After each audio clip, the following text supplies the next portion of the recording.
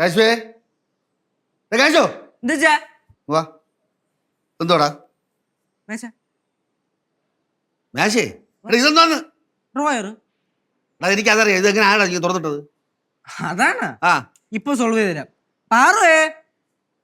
പാറു മേശ തുറന്നിട്ട് ഞാനല്ല. ഇത് ശരിയായ നടപടിയല്ല. കുറച്ചു മുമ്പ് ഞാൻ അടച്ചിട്ട് പോയതാണ്. തിരിച്ചു നമ്മൾ തുറന്നു നടക്കണം. ആരെങ്കിലുമൊക്കെ എന്നെ ഭ്രാന്ത് പിടിപ്പിക്കാൻ വേണ്ടി മനഃപൂർവ്വം ചെയ്തതായിരിക്കും. എന്നെ ബുദ്ധിമുട്ടിക്കുകയാണല്ലോ എല്ലാവരും ലക്ഷ്യം.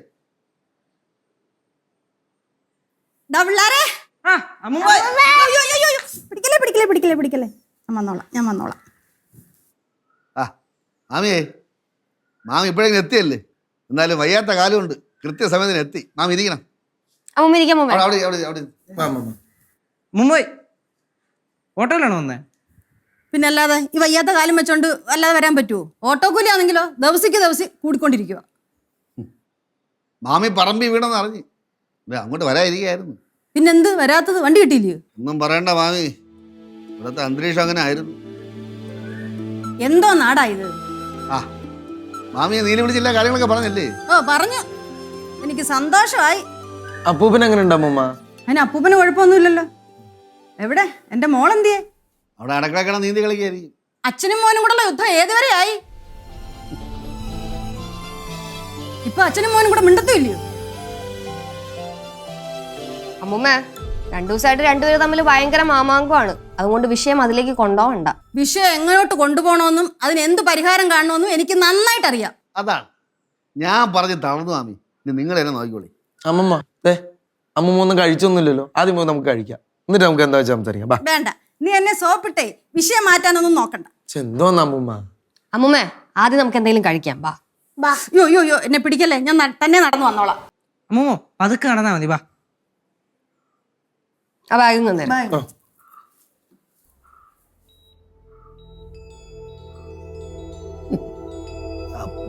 തലയും കൊടുത്തു.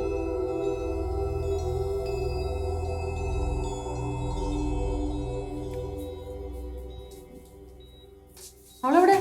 അമ്മ പുറത്തായിരിക്കും. അമ്മൂമ്മ വന്ന കാര്യം അറിഞ്ഞു കാണൂല. അമ്മേ, അമ്മ എന്തിനാലും ചേർന്ന് കൂവണത്? അമ്മ എപ്പോ വന്ന്? ഞാൻ ഇപ്പൊ വന്നേ ഉള്ളൂ.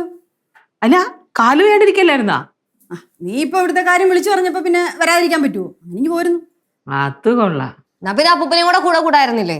ആ, നിന്റെ അപ്പൂപ്പന് ഏറ്റവും പ്രധാനം തെങ്ങും തടവും വാഴച്ചൂടും ഒക്കെ അല്ലയോ? സത്യം പറഞ്ഞാൽ എനിക്കാണെങ്കിൽ ഒട്ടും വയ്യ. പിന്നെ ഇവിടുത്തെ കാര്യം അവള് വിളിച്ചു പറഞ്ഞപ്പം വരാതിരിക്കാനും തോന്നിയില്ല. ഇവൻ കുറേ ദിവസമായിട്ട് ഒരുമാതിരി അങ്ങ് ആയല്ലോ. ഇടാ, നിനക്ക് തീറ്റയും കൂടിയൊന്നും ഇല്ലയോ? മുടി വളർന്നു. അത് തന്നെ, ഈ മുടിയെങ്കിലും കുറച്ചങ്ങ് വെട്ടിക്കളാ. ഒന്നും അല്ലെങ്കിൽ നിന്റെ മുഖമെങ്കിലും നേരാമണ്ണം ഒന്ന് കാണാമല്ലോ. അമ്മമ്മേ, ഓൾറെഡി ചേട്ടൻ കല്യാണ കാര്യം പറഞ്ഞ് പ്രാന്ത് പിടിച്ചിരിക്കുകയാണ്. അതിന്റെ ഇടയിൽ മുടിയിലൂടെ കയറി പിടിച്ചണ്ടല്ല, ചേട്ടന് പിടിച്ചെടുക്കാൻ പറ്റാത്ത അവസ്ഥയായിരിക്കും. ഞാനൊന്നും പറയുന്നില്ലേ. ഞാനും ഇപ്പൊ ഒന്നും പറയാറില്ല അമ്മ. നമ്മളോട് പോലും ഇപ്പൊ ഭയങ്കര ദേഷ്യമാണ്. ആണോടാ? അങ്ങനൊന്നുമില്ല അമ്മൂമ്മ. എല്ലാരും കൂടെ ഒരുമിച്ച് പ്രഷർ ബന്ധങ്ങളൊക്കെ നീ അങ്ങ് മറക്കുവാടാ. അമ്മമ്മ, എനിക്കും അത് തന്നെ ചോദിക്കാനുള്ളത്. വീട്ടുകാരുടെ ഇഷ്ടത്തിനനുസരിച്ച് കാര്യങ്ങൾ നടന്നെങ്കിൽ അവരുടെ സ്വന്തം മക്കളാണെന്നുള്ള കാര്യം അവര് മറക്കൂ. എന്താണ് നീ പറഞ്ഞത്? വീട്ടുകാർ ഇഷ്ടത്തിന്റെ കാര്യം നടന്നില്ലെങ്കിൽ നീ പറഞ്ഞതിന്റെ അർത്ഥം എന്താടാ? പറയടാ.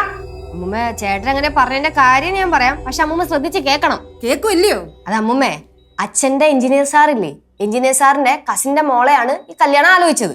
അതൊക്കെ ഞാൻ അറിഞ്ഞല്ലോ. അവര് വലിയ ബെഡാ പാർട്ടി ആയതുകൊണ്ടാണ് അച്ഛനും അമ്മയ്ക്കും ചേട്ടനെ കൊണ്ട് അവരുടെ മോളെ കെട്ടിക്കാൻ ഭയങ്കര താല്പര്യം. അല്ലടാ കേശു? മനുഷ്യ സഹജം. ആർക്കാണ് താല്പര്യം? അയ്യോ, കുറച്ച് വെള്ളം കുടിക്കാൻ വന്നാണ്. ഇപ്പൊ പൊയ്ക്കോളാം. ആള് കൂടി അച്ഛൻ വെള്ളം കൂടല.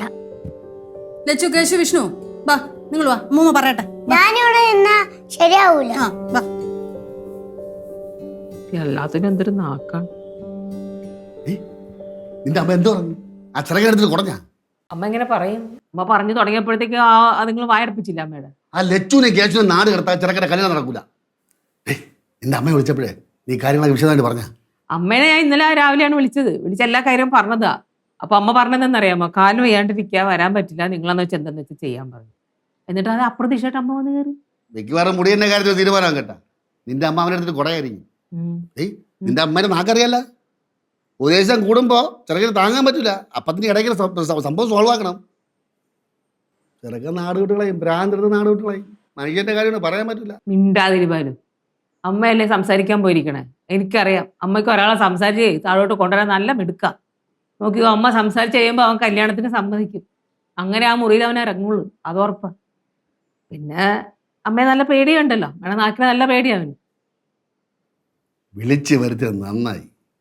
ഞാനേ അങ്ങോട്ട് ചെല്ലിട്ട് പൊരിച്ചെടുക്കണ കാണാൻ.